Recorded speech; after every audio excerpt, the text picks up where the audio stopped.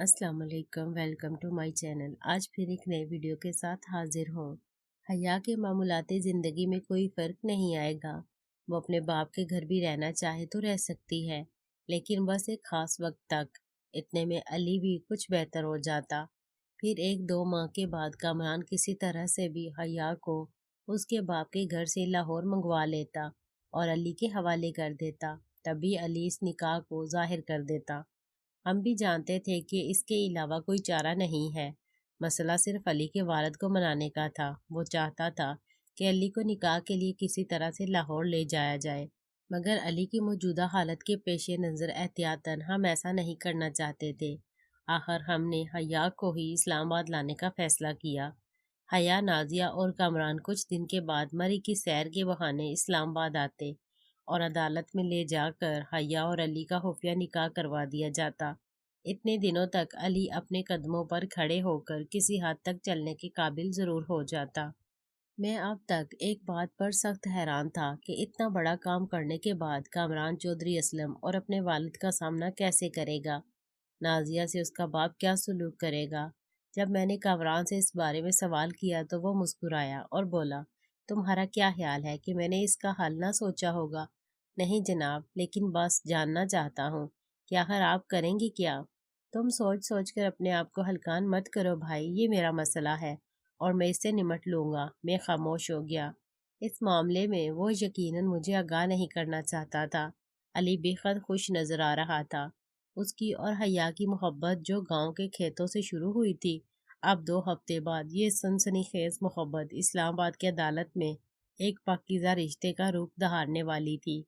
ویسے بھی اسلام آباد میں رانا صاحب ایک زبردست مددگار کی صورت میں ہمارے ساتھ موجود تھے۔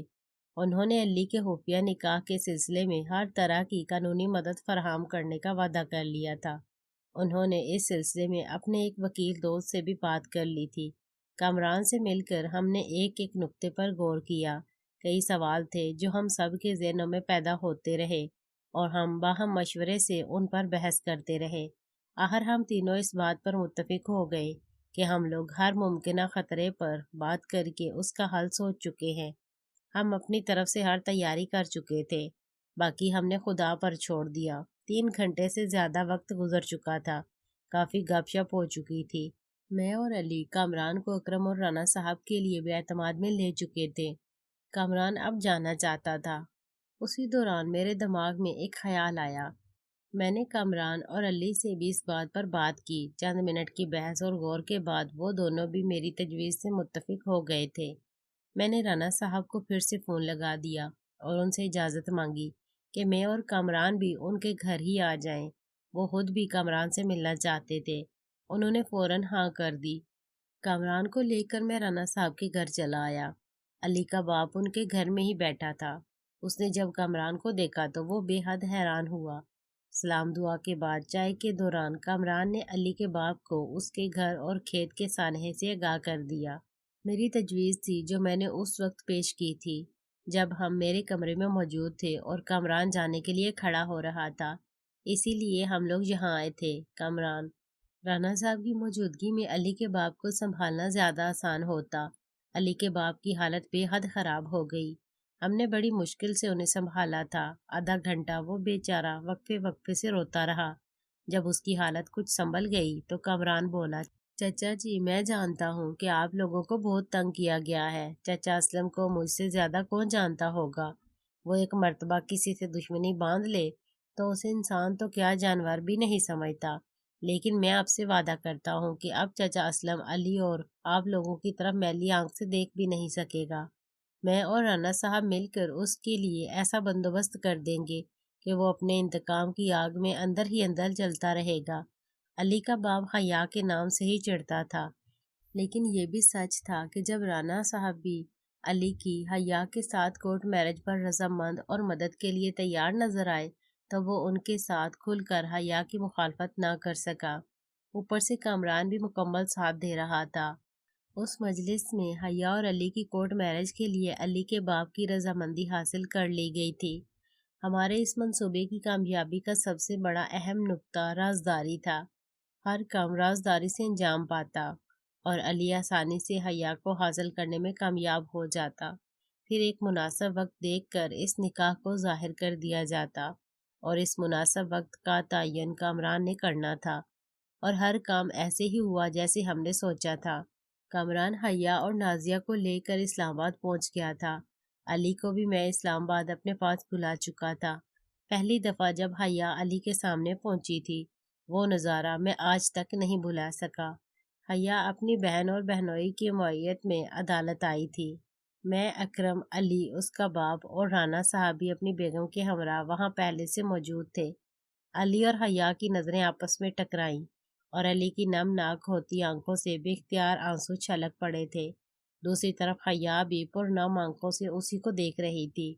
وہ دونوں ہی اگرچہ خاموش تھے، لیکن دونوں کی آنکھیں جدائی کے گزرے دنوں کی المناک داستان بیان کر رہی تھیں۔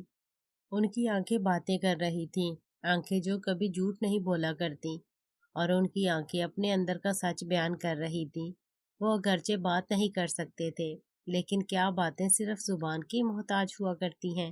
وہ دونوں خاموش تھے، اور ان کی خاموشی باتیں کر رہی تھی۔ محبت کو جب اظہار کا کوئی ذریعہ نہ ملے تو پھر خاموشی بھی زبان بن جاتی ہے۔ ہاں، ان کی خاموشی ہی ان کے لیے ذریعہ اظہار بن گئی تھی، اور وہ اپنی خاموشی کے راستے اپنے اپنے دل کے جذبات ایک دوسرے کو منتقل کر رہے تھے، سمجھا رہے تھے۔ حیا شاید علی سے بھی زیادہ بے چین تھی۔ اس کا بس نہیں چل رہا تھا کہ دوڑ کر اپنے محبوب کے گلے لگ جائے۔ اس کے ساتھ اس کی سگی بہن موجود تھی، وہ اسے ہی دیکھ رہی تھی۔ علی اس وقت میرے ساتھ تھا اور مسلسل حیا پر نظریں جمائے بیٹھا تھا۔